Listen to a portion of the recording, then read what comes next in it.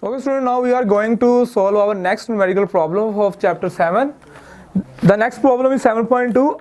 I'm going to read the statement. A load of 15.0 gram elongates a spring by 2.00 centimeter.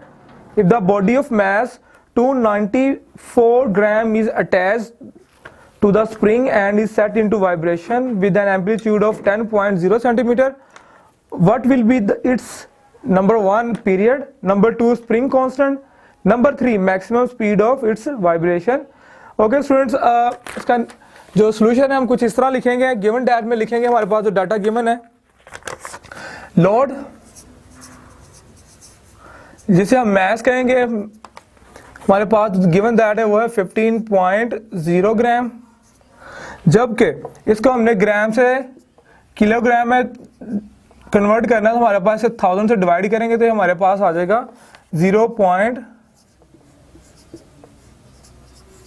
Okay student, ग्राम को kilogram में convert करने के लिए हमने इसे क्या किया, इसे 1000 से क्या कर दिया, मल्टीप्लाई डिवाइड कर दिया तो हमारे पास आ गया 0.015 kg. Extension in spring, extension in spring जो है जिसे हम x कहेंगे वो हमें गिवन है 2.00 centimetre. Okay student, after dividing 100 हमारे पास जो है ये मीटर में आ जाएगी. 100 पे से डिवाइड किया तो हमारे पास क्या आ जाएगी 0.02 मीटर. जबकि मैस अटैच टू स्प्रिंग जो है, मैस अटैच्ड टू स्प्रिंग वो हमारे पास होगा m, इसे m डैश कहना चाहे 294 ग्राम.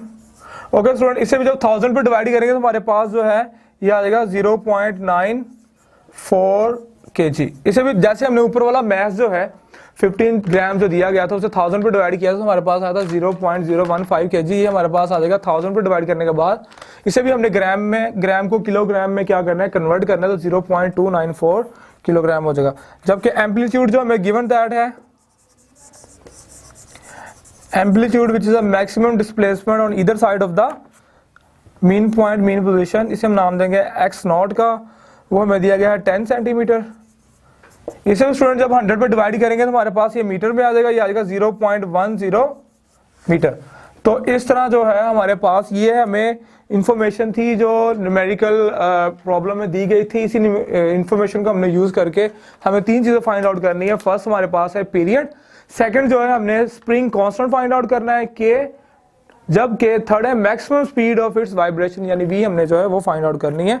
सो यहाँ पे हम लिखेंगे टू फाइंड क्या करना है हमने, टू फाइंड में लिखना है नंबर 1 टाइम पीरियड.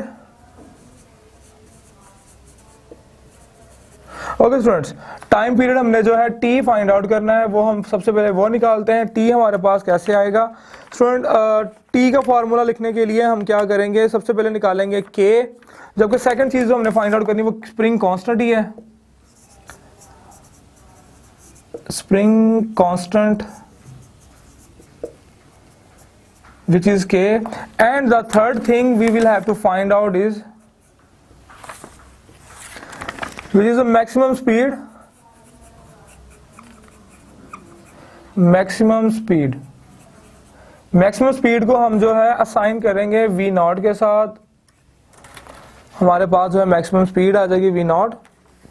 तो स्टूडेंट ये हमने 3 चीजें जो है फाइंड आउट करनी है, टाइम पीरियड है, स्प्रिंग कांस्टेंट है और मैक्सिमम स्पीड जो है. स्टूडेंट इनका फार्मूला जो है आप लोगों को पता है, जब हम जो है टाइम पीरियड फाइंड आउट करते हैं तो हमारे पास टाइम पीरियड का फार्मूला जो आता है वो आता है t equals 2 pi under root m over k. Okay students, क्योंकि हमारे पास k यहाँ पे यूज होना है, m हमें गिवन है तो k सबसे पहले हम जो है फाइंड आउट करेंगे. यानी सबसे पहले हमने जो है सेकंड जो सेकेंड पॉइंट जो है जिसमें हमने के फाइंड आउट करना है, स्प्रिंग कांस्टेंट, पहले सबसे पहले हम वो फाइंड आउट करेंगे। जब वो निकल आएगा फिर हम जो है उस के की वैल्यू और एम की वैल्यू जो गिवन है वो हम टाइम पीरियड के फार्मूले में इंसर्ट करके टाइम पीरियड फाइंड आउट कर लेंगे। So let's find out K formula. First we will find out spring constant K. So formula is K from Hooke's law, F equal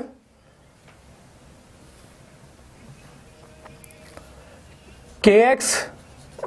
By rearranging this we can have k equal, it implies that k equal f over x. Okay student, सबसे पहले हम जो है k find out करने जा रहे हैं।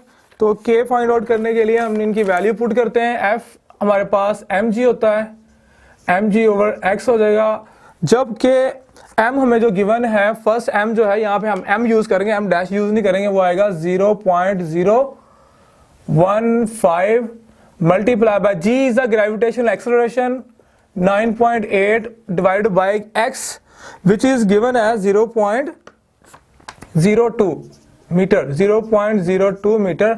सो by solving this on calculator we can have our spring constant k 7.35 Newton per meter, which is the second point.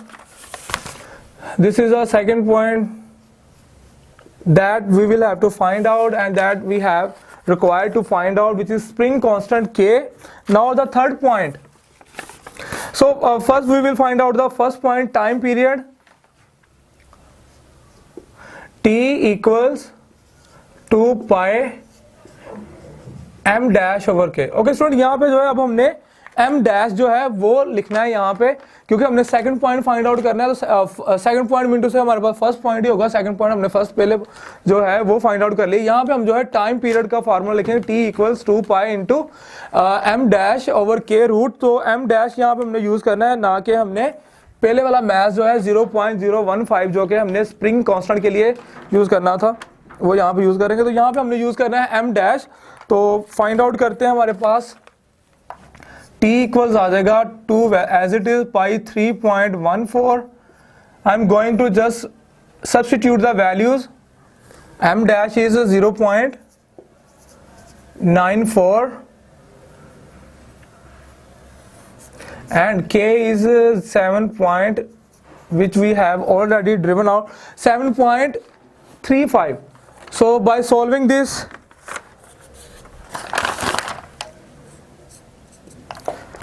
Okay student, जब इसको हम सॉल्व करते हैं, इसको मल्टीप्लाई करते हैं, हमारे पास हो जाएगा 0.28। जब इसकी रेशो हम लेते हैं 0.94 और 7.37 की, हमारे पास होता है 0.04। जब इसका हम रूट ले लेते हैं 0.04 का, इसे मल्टीप्लाई करते हैं, तब हमारे पास टाइम पीरियड आ जाता है। Okay, so now we are going to find out our third point, which is the maximum speed v naught. So maximum speed v naught can be written as the formula for maximum speed v naught that we have studied. v naught is x naught over k over m. Okay, so यहाँ पे जो हमारे पास k वही है, spring constant है, जबकि mass जो m है, अब हमारे पास mass जो है वो सिंपल मैथ m नहीं है, बल्कि यहाँ पे जो है इसे हम कहेंगे m डबल डैश कह लेंगे। m डबल डैश जो है हमारे पास क्या आएगा, ये हमारे पास दो मैसेज का सम होगा। एक मैथ हमारे पास लोड, जबकि दूसरा मैथ हमारे पास m डैश होगा। जब इसकी वैल्यू पुट करते हैं, हमारे पास m डैश आ जाएगा, डबल डैश है 0.015 प्लस 0.94। जब इसको हम सम कर लेते हैं तो हमारे पास m डबल डैश आ जाता है 0.309 kg। ओके स्टूडेंट, ये हमने वैल्यू जो है m डबल डैश की यहाँ पे पुट करनी है। तो हमारे पास जो है फॉर्मूला जो है वैल्यूज पुट करने के बाद आ जाएगा, x नॉट हमें गिवन है, x नॉट हमें दिया गया 0.10, जबकि k हमने अभी फाइंड आउट किया है, k की वैल्यू आई थी 7.35 न्यूटन पर मीटर। जबकि m डबल डैश अभी हमने निकाला हुआ है 0.309 kg। ओके स्टूडेंट, जब हम इसको सोल्व करेंगे, सोल्व करने के बाद हमारे पास जो है ये आ जाएगी 0.488 मीटर पर सेकंड, जबकि आपकी बुक के अंदर इसका आंसर सेंटीमीटर पर सेकंड में दिया गया। तो इसे हम क्या करेंगे, 100 से मल्टीप्लाई करेंगे।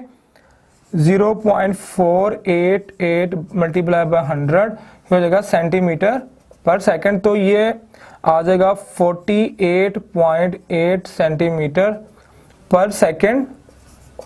यहाँ इसे हम जो है राउंड ऑफ कर लेंगे। तो राउंड ऑफ करके स्टूडेंट हमारे पास जो है, मैं यहाँ लिख देता हूँ, राउंड ऑफ करने के बाद जो है इट इम्प्लाइज दैट, ओके हम यहाँ पे निकाल रहे हैं मैक्सिमम स्पीड। तो इसको राउंड ऑफ करेंगे तो हमारे पास नियरली इक्वल टू आ जाएगा 50 सेंटीमीटर पर सेकंड। तो स्टूडेंट ये आपका जो थर्ड पॉइंट था जो हमने फाइंड आउट करना था, which is the maximum speed. और now you can see that हमने यहाँ पे है 3 डिफरेंट फार्मूलाइज जो है वो यूज किए हैं, और ये सारे फार्मूलाइज जो है हमने इस चैप्टर के अंदर पढ़े हुए हैं अच्छी तरह। करना ये है हमने कि फर्स्ट वाले में हमने क्या करना था, हमने टाइम पीरियड फाइंड आउट करना था। टाइम पीरियड के लिए हमें के चाहिए होता है, के वहाँ पे नहीं था। हम सेकंड पॉइंट सबसे पहले फाइंड आउट करते हैं, जो कि हमारे पास है स्प्रिंग कांस्टेंट के। स्प्रिंग कांस्टेंट जो हुक्स लॉ है एफ इक्वल्स के एक्स, वहाँ से हमने रीअरेंज किया तो हमारे पास एफ के इक्वल आ गया एफ ओवर एक्स। जबकि के हमें पता होता है कि स्प्रिंग कांस्टेंट होता है, जबकि एफ जो है हमारे पास जो है ग्रेविटेशनल फोर्स है। क्योंकि स्प्रिंग सिस्टम हॉरिजॉन्टली हंग किया गया, इसलिए हमारे पास एफ इक्वल आएगा mg over x. Value put करेंगे, हमारे पास के आ जाएगा। वहां से हम time period, first point period जो हमने फाइंड आउट करना था, time period t equals two pi under root m dash over k. ये हमने अपनी सहूलत के लिए m डैश और डबल डैश किया हुआ है ताकि ये मिक्स ना हो जाए। तो इस तरह जो इनकी वैल्यू हम पुट कर लेते हैं। वैल्यू पुट करने के बाद हमारे पास जो है टाइम पीरियड था 1.3 सेकंड।